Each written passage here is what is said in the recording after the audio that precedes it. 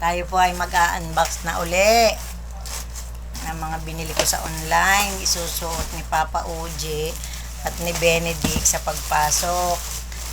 Dapat rin si Benedict lang talaga ang ibibili ko. Ngayon si Papa Oji nag-request na ibili ko na din daw siya itong kanyang sapatos na pampasok. Ay sira na din po. Kaya binili ko na din po ng sapatos. Ari po ang sapatos na nabili ko kay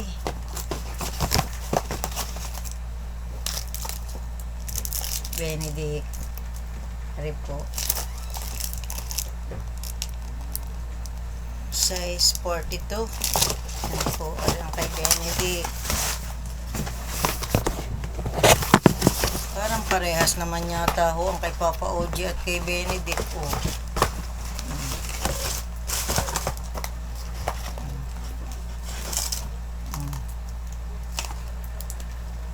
Maganda eh.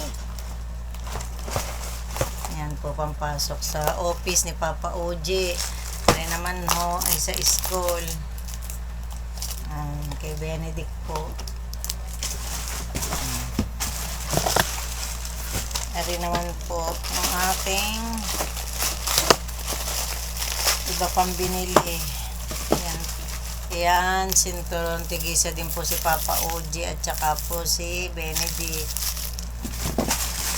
Pag po may budget, ay di binibili ko na ho ang mag-ama ko ng pareho silang meron, pareho din naman ho ginagamit. Ang isa'y sa office, ang isa'y sa school. Kung saan makakamura, di dun po kami nabili. Ay ari naman po nakita ko sa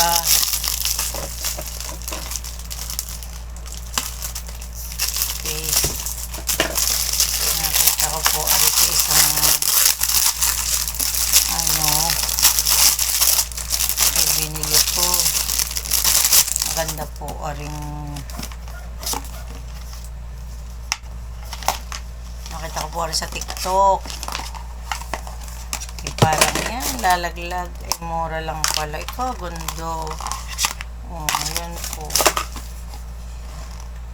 6, 2, 4, 6, 8, 10, 12. Malalagyan ng mga sausawa, mga sabaw-sabaw.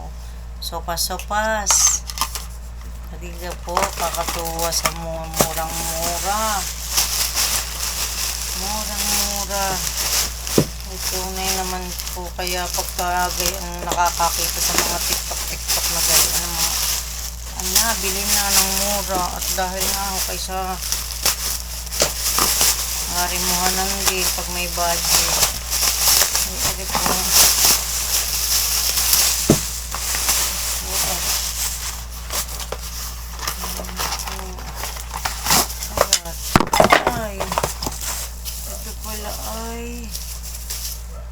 Ay, salamin. Ayan po, salamin. Ari ang pinakaano.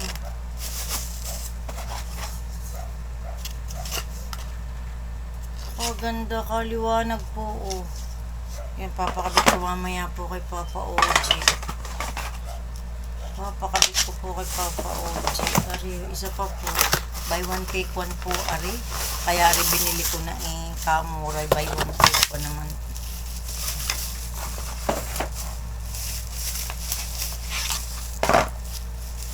Ayan po. Sa ganda, kaganda po. Ayan po. Pag mga mura po, ako'y nakakakita sa TikTok. Ako'y may budget. Ako po'y nabili. At nakakoy tamang-tama, nabasag na po yung salamin namin. Nabasag na yung salamin namin. Ay di tamang-tama, may kapalit dalawa pa. Tigisa kami ni Faith. Sa kwarto po ni Faith, aring isa at ang isa'y akin. Lagi ko pong sinasama si Faith at dalaga na nga po. Isang araw naman po uli ibibili si Faith ng kanyang pagka may budget. Utay-utay ika nga po at wala namang pambigla. Malapit na po ang kanilang pasukan, kaya po pag po bago magpasukan ikukumpleto college po kasi hindi pa sila nagsisimula sa papasukan nilang school, hindi pa nagsisimula ang kanilang pasok. August 19 pa po ang pasok nila, kaya bali inuutay-utay ko na po yung mga gamitin. Sige po sa inyo, babay na po. God bless po. God bless po sa inyo.